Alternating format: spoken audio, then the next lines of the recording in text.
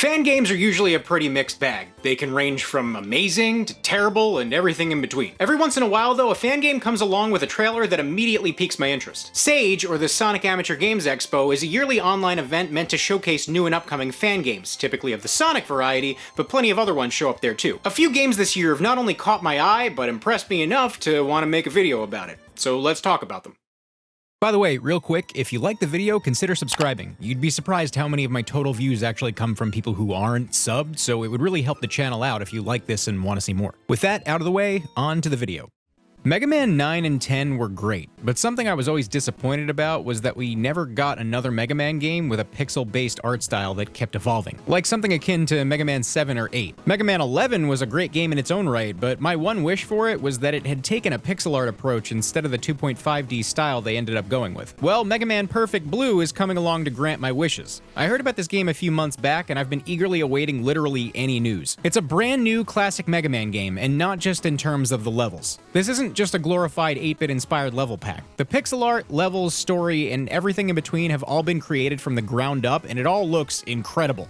And arguably, coolest of all is the inclusion of Roll as a playable character who seemed to work similarly to Zero from Mega Man X. Well, a 2-stage demo for the game finally dropped, and it not only lived up to my expectations, but I can easily say it exceeded them. First of all, the music, at least for this initial demo, is super good. Everybody knows that a Mega Man game just isn't a Mega Man game without catchy and energetic music. Music is arguably pretty important in video games as a whole, but Mega Man is one of those series where the music is that much more important, to the point where the games are remembered equally for the gameplay itself as well as the music that drives them. And I can fully say that this demo delivers a catchy tune that pumps you up to start busting some robot ass. Now, as I said, you can play as either Mega Man or Roll, and unlike what you'd expect, the stage layout, besides sharing assets and music, is redesigned depending on who you're playing as, which is actually pretty cool. I typically like the idea of replaying a stage you already beat with another character who has totally different mechanics in instances like these, but they kept the levels similar enough in concept while tweaking them just a bit to complement each. Mega Man controls how you'd expect him to.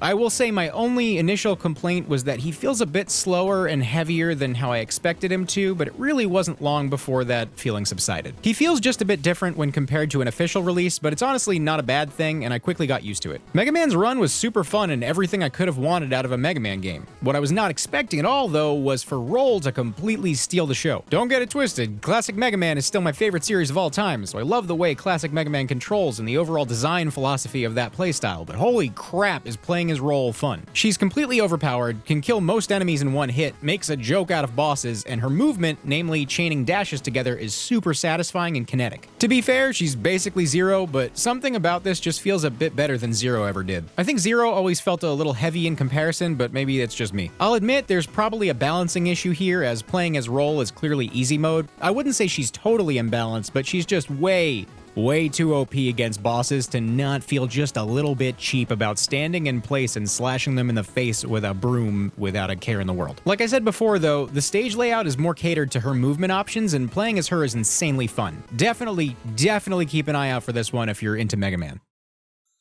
Are you a fan of Sonic Mania? Cause I personally really like Sonic Mania. If you like Sonic Mania, you should probably check this one out. Sonic Galactic, for me at least, is a game that came out of literally nowhere. I never once heard even a whisper of it, despite being friends with the guy who made the engine for years. Now look, I know I've said in the past that games like Sonic before and after the sequel were as good as official releases, but I'll admit that despite really liking them, there was a degree of lenience that I took with them. I would play through them and have a good time, but I'd still have the mindset of this is a fan game in the back of my mind somewhere, and that's where my bar kinda was. But most of these games that qualified for that title weren't able to fully immerse me to the point where I completely forgot I wasn't playing something official, with the exception of a few outliers like AM2R. Sonic Galactic is completely different. This 2-act demo straight up feels like an official Sonic game, period. It's incredible. According to the dev team, Sonic Galactic aims to pick up where the Genesis games left off and are taking more of a Saturn approach to its art direction, which, might I add, it absolutely blew me away. All the pixel art and animation is top-notch. I think I honestly have never seen art direction with this much polish come out of a fan game, and in a very early 2-act demo at that. I'm also shocked at how good of a job Aurum's Hatch engine does at emulating the classic Sonic feel. It really does feel official, and in a way that that's less like Sonic 1 through 3 and just a bit more polished like Sonic Mania. This time, not only can you play as the usual Sonic, Tails, and Knuckles, but Fang the Sniper has been added as a playable character, as well as a newcomer named Tunnel the Mole. The three classic characters control and play exactly how you'd expect them to, in the case of Sonic opting for the drop dash over the insta-shield. Fang, on the other hand, has a pop gun that can be used after a jump to give him a small mid-air hop, and the jump button can also be held down to charge it up and give him a much bigger boost. I think if messed around with enough, this could be a really cool option for speedrunning. The new character, Tunnel, on the other hand, is a whole different situation entirely.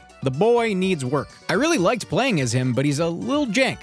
Fun kind of jank, though. See, his main mechanic is a digging ability that lets him soar down to the ground in midair, similar to Mighty in Sonic Mania, which lets him break through floors and objects. How Tunnel differs, though, is that once hitting the ground, he buries himself slightly, and pressing the jump button then makes him leap into the air a la Rocket Knight in different directions depending on the D-pad. This can break through surfaces or cause him to stick to another surface and repeat the process. The problem is, this can not only break surfaces, but break the game. He's on crack. Honestly, though, this is totally to be expected. They're adding a totally new and vastly different type of movement into a tried and true type of level design that already has a clear set of rules, and this is an early demo. He's a cool idea, but he definitely needs some work to have his kinks ironed out, and there's no doubt in my mind that this will all be worked out in the next release. Oh, also, the music is crazy good as well. This team has something really special on their hands. It's really that good, and I urge any Sonic fan to check this out immediately.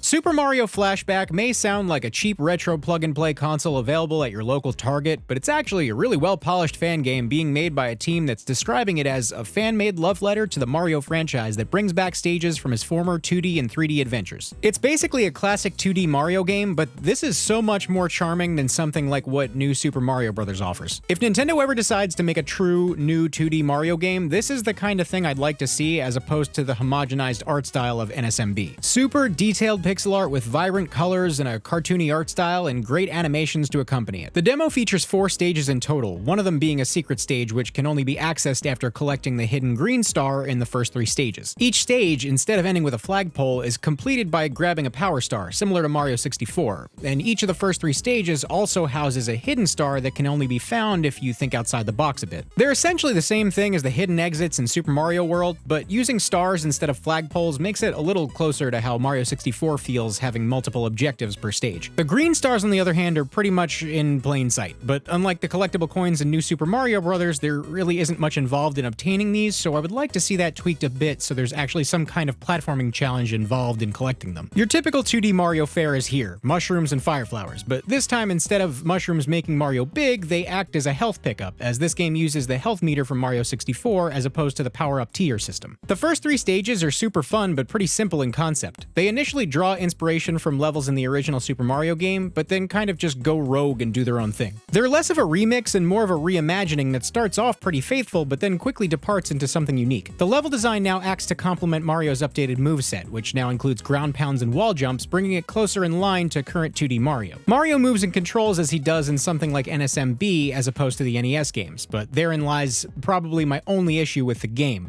the physics. Now, they aren't bad by any means, and I did get a little used to them the more I played, but something here just feels a little off, specifically with Mario's jump. When jumping forward, even at a standstill, he moves way too much and way too quickly, making it really hard sometimes to jump on enemies that are just kind of walking around on the ground. I actually found it way easier to attack enemies that were further ahead of me with a running start than simply just taking out normal Goombas that are supposed to be insignificant boot fodder. The game is super fun and well polished, but I do think the physics need to be tweaked just a bit. It's not broken. It's definitely manageable, but it is noticeable enough to be a little bit annoying. Apart from that, though, this is very, very well done, and the special stage was super fun as well, incorporating some new level gimmicks. I'm sure this game has quite a long way to go, but what's here is totally worth checking out, and I think it's shaping up to do the franchise justice and serve as the love letter that they're setting out to make.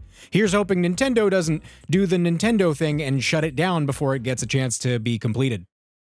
And that's all for today. There's plenty more games to check out that are being featured during Sage 2020, and I urge you to not only download and play the games I've talked about today, but go on over there and check out what other games are being showcased. There's a lot of really impressive stuff out there, so I'll leave a link in the description to not only the games I've talked about today, but the Sage page itself. There's no doubt in my mind that you'll run into some incredible stuff. Just be warned, at the time of this video, there's a ton of traffic to the site, so there's quite a bit of this going on. If it happens, just keep refreshing the page a few times and you should get through. It's worth it, trust me.